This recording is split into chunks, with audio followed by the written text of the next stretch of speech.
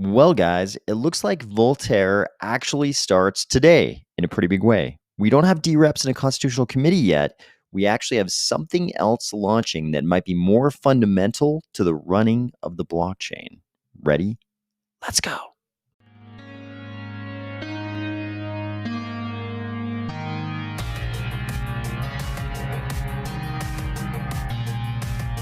Today, we are going to discuss the SPO poll on staking parameters and how delegators also get to vote, Coinbase spotlighting a Cardano project, and a leaked document from the congressional hearing last week. If you feel like this image of a man staring blankly into a glowing plexiglass cube only very loosely represents the activity of casting a ballot, or if you're finding value in these videos each weekday, please consider delegating to the army of spies stake pool, ticker AOS. So here it is, guys. Everyone has been pretty excited for Voltaire to begin because suddenly governance will be in the hands of the community. And the way we've been thinking about Voltaire, we've been thinking Voltaire will begin when SIP 1694 is in place, when we have a constitutional committee and we have dReps and we start having votes. And that is sort of like the marquee piece of governance in the Voltaire era of Cardano.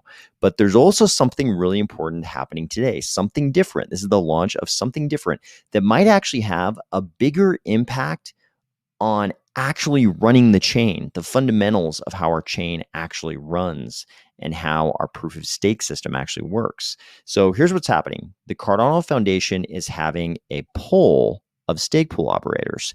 And I know you're thinking, you're like, hey, I'm not a stake pool operator. Maybe, maybe not. I'm, maybe just a delegator.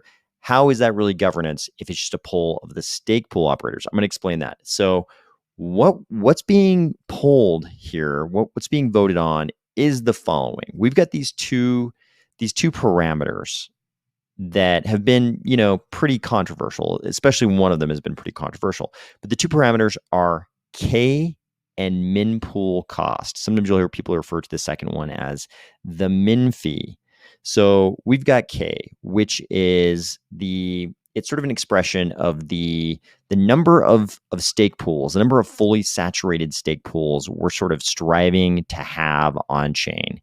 They say in this document, which is from the Cardano Foundation, in this document, they describe it as K represents the desirable number of equal sized pools, giving their stake delegators the same amount of rewards. It currently sits at 500 pools.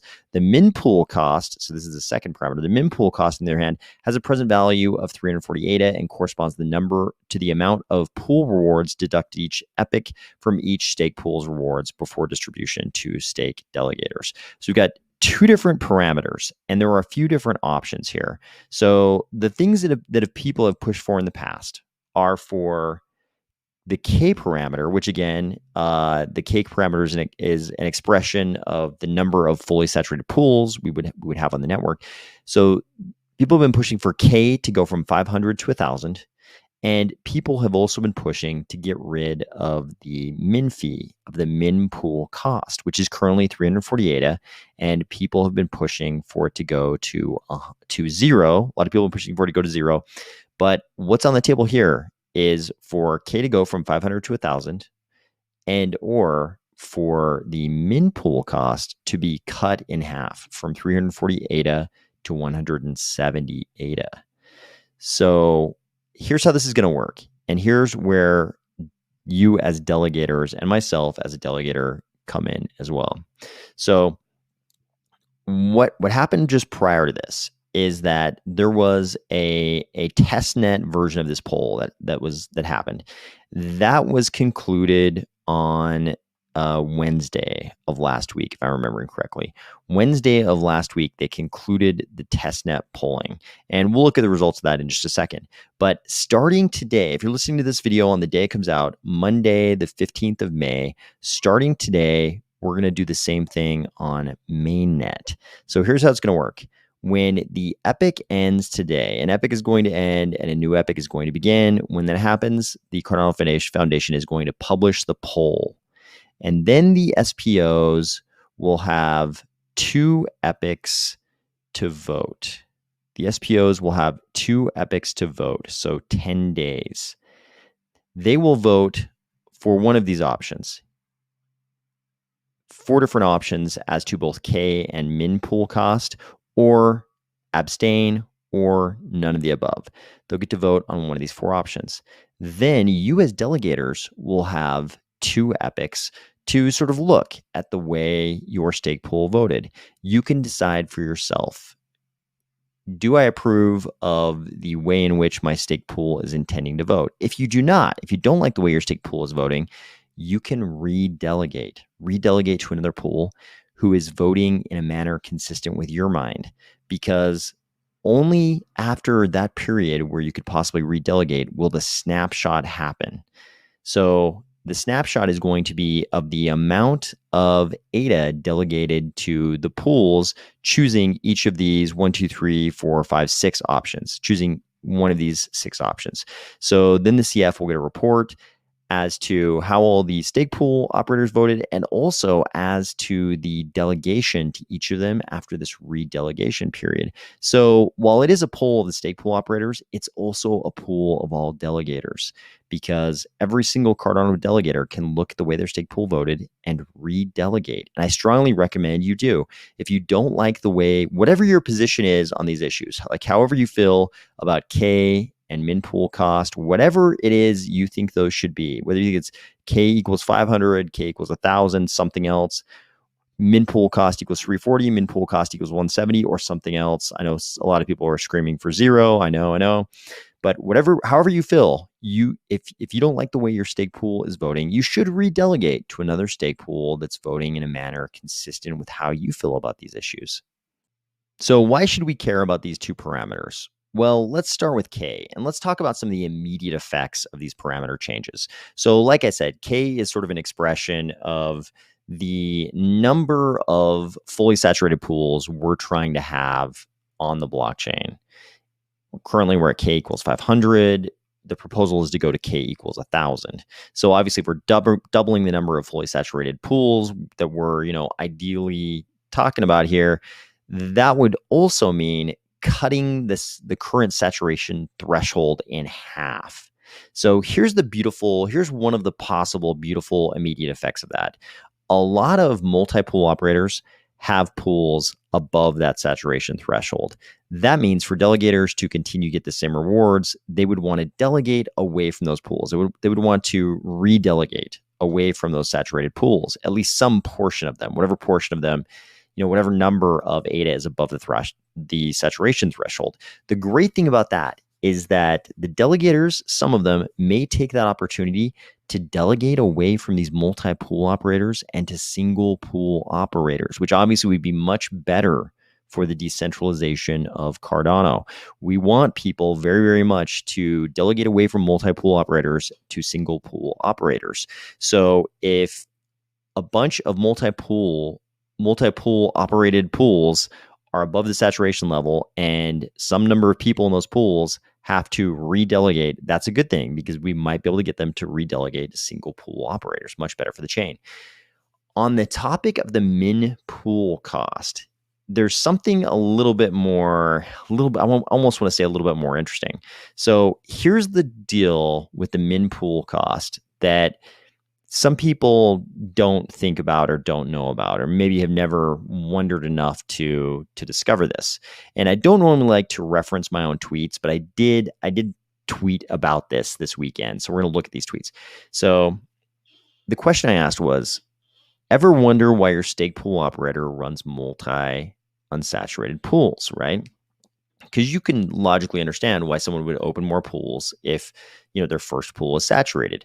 But what we notice is that there are a lot of multi-pool operators and none of their pools are saturated. A lot of their pools, like a large number of their pools, are well under the saturation level. Why is that?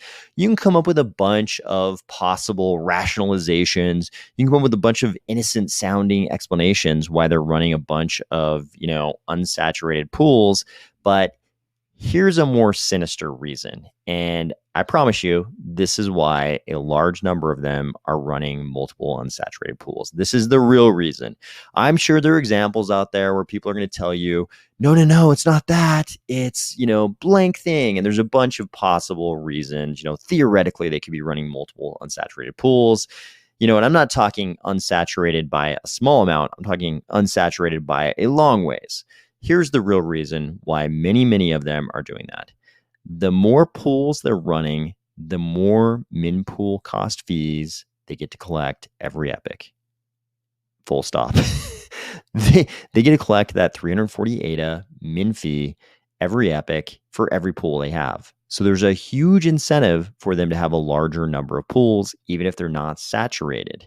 That's bad for you as the delegator because, like we read in the Cardano Foundation article, those min pool costs are sort of taken out of the pot before there's a distribution to everybody else. So in effect, we can say that min pool cost is divided among all the delegators. You're all kind of paying that min pool cost. You can quibble with me on terminology because it is taken out of the pot beforehand, but same thing for you as a delegator. You still end up with less. So if you don't understand what I'm saying, think about it like this. Let's say there are 30 million people, 30 million ADA delegated to a single pool. If there's 30 million ADA delegated to a single pool, all of those delegators who have delegated that 30 million, they're all sharing just one 340 ADA min pool cost every epoch. But if the stake pool operator wanted to collect that 3 times, he wanted to collect 340 ADA 3 times every epoch, he could divide that up into 3 pools. Obviously, he'd have to get people to delegate to those pools. He can't move the delegation or anything like that. But that stake pool operator could open up 3 pools, and maybe he ends up with 10 million in each pool. In that case, he gets to collect 340 ADA min fees every epoch. He's going to make more money because he can collect the min pool cost 3 times every epoch, not just once. And obviously you get into, questions of how many blocks he's actually going to make with smaller amounts of delegators, those kind of things. But you can see where this is going. There's a serious incentive for multi-pool operators to open up those multiple unsaturated pools so they can collect more of these 340 ADA min pool costs. So I think what we're going to see is we are going to see some SPOs voting to keep things the way they are. They don't want things to change because they want to collect more ADA, and I don't blame them. I feel like Cardano is a capitalist blockchain, and I love that about it. I want it to be a capitalist blockchain, and I accept that people will always act in their economic best interest. So for these stake pool operators, they're not going to want to change. They want to collect that 340 ADA 6 times, not 1 time, 6. They want to collect it 6 times, right? They want to make as much money as they can. So they're not going to want things to change, but you should be aware. And of course, like I said, there might be some theoretical reason why they have to have multiple unsaturated pools. But for a lot of them, if they do vote that way, they're going to be voting in favor of their own pocketbook instead of in favor of decentralization. And if that lines up, if you may have some reason why you think 340 ADA should, maybe you're not even an SPO, but you may have some reason. There are arguments why people make as to why the min pool cost should stay at 340. Those are kind of beyond the scope of this video today, but there are reasons, there are arguments people make for 340 ADA min pool cost. If you're one of those people and you agree with how your pool is voting, then great, you should stay in that pool.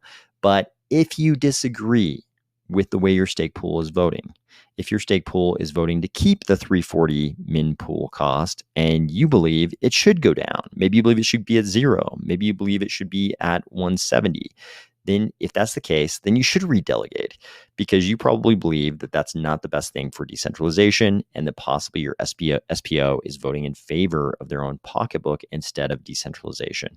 And it's a big discussion around the min pool cost. There's a lot of different reasons for it to go down. The one that we've discussed here is one that I find very persuasive, that it gets rid of this huge incentive to operate multiple unsaturated pools. But of course, if min pool cost goes down, it also makes it easier for people to bootstrap pools. Obviously, it's very hard to compete. I should say it's harder for new pools to compete when there is this min pool cost of 340 ADA per epic. It's harder for them to get up and going because right off the bat, their first delegators, their first batch of delegators, they're hit with this giant 340 ADA cost. And like I said, it's effectively divided among those delegators. So if there's a small number of delegators, they're each paying more of this every epic. And again, I know it's taken out of the pot before things are distributed, but effectively, for all intents and purposes, I feel like it's kind of divided among those delegators. I feel like this is a good shorthand for describing what's happening here. So it's much harder for pools to bootstrap when their first delegators are paying a huge portion of this 348 min pool cost every epic. That's another good reason to get rid of the min pool cost. So how do we know that some pools will vote not to change K or min pool cost? Because we already had the testnet vote, the pre-production testnet vote, and here were the results of that vote. So not a lot of pools voted. Not every pool has a node spun up on the testnet, but we did get this number of pools voting. So the question was a little bit different than the mainnet questions. The mainnet question lays out the exact, changes to K and the min pool cost. This question was just, how satisfied are you with the current rewards and incentive scheme? 18 pools voted dissatisfied. 3 pools voted no opinion, and 7 voted satisfied. You can see in green. And down below here, you can see the pools in green that voted they were satisfied with the current reward scheme. So we know some pools in the mainnet poll are going to vote for no change. And you can decide, as a delegator, you can decide whether that's consistent with your view on those 2 parameters or not. And if the answer is not, then you should definitely redelegate to a pool that's voting in the way that you would vote.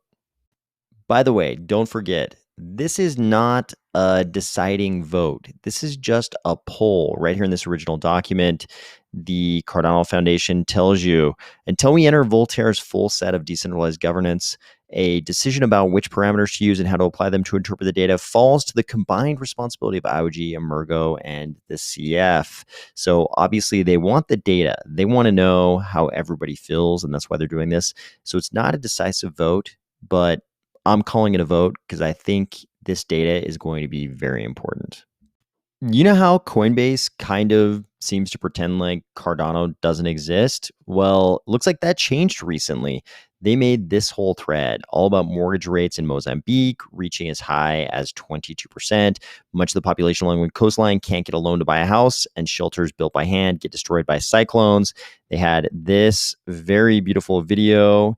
And what are they talking about? Enter Empowa, a Cardano project. They say Empowa, a company making homes more accessible to Mozambicans by tapping into NFTs and blockchain technology to update an antiquated loan system. This, I think, is a part of the bigger trend. In this next cycle, all of the big institutional players in crypto, I'm counting the crypto press, the crypto media, and the big institutions, the centralized exchanges. All of the big institutions are starting to pay a lot more attention to Cardano and Cardano projects. Our technology is just too good. Too much work has been done. Too many papers have been written. Too much code has been created based on those papers. Too much work has been done. The technology is too good. Cardano is becoming undeniable. Finally, if you are wondering how much members of Congress who oppose crypto are actually thinking on their own or just following party lines, this post is for you. This poster says scoop prior to today's, and they're referencing the joint committee hearing between the Financial Services Committee and the Ag Committee. Prior to that joint committee hearing on digital asset regulation, a memo was circulated among Democrat committee members. It contained key messages for the Dems to stick to, including supporting the SEC's total authority over crypto regulation, its assertion that nearly all cryptos constitute securities, and that crypto's problem isn't ambiguity, it's mass non-compliance. And here is what that looked like. So first off, they let them know which witnesses are on their side, which witnesses they can just throw softball questions to. Then they go ahead and tell them exactly what to think. Here are the key messages. Maybe the most amusing of these is number 3, where they basically call into question separation of power. Apparently, they're not in favor of separation of power here because they say Republicans have decided to embark on a partisan pursuit of sweeping digital asset legislation that erects entirely new legal frameworks for the crypto industry. And you notice up to this point, if we just pause right here, this is exactly what we've been asking for. We've been asking for sweeping new legislation. Please, any legislation at all, anything, give us anything. But no, the key message is neither the Biden administration, investors, the SEC, nor other financial regulators have called on Congress to do so. This is problematic for a couple of reasons. It's not even problematic. It's just sort of false, at least on this count. I think we are all crypto to some extent. We are all crypto investors. We are very much calling on Congress to erect entirely new legal frameworks. And there are very many investors in crypto who very much want Congress to erect an entirely new legal framework. But then they say it's a bad thing that the Biden administration, that's executive branch, the SEC, executive branch, nor other financial regulators, executive branch, have called on Congress to do so. Exactly. That's because we have separation of powers. The legislative branch is separate from the executive branch. They don't have to wait for the executive branch to call on them to do things because of separation of powers. Along with their lack of embrace of checks and balances, you'll find a lot of other little gems in here, like crypto companies refuse to follow clear rules of the road. The problem isn't ambiguity. It's mass non-compliance.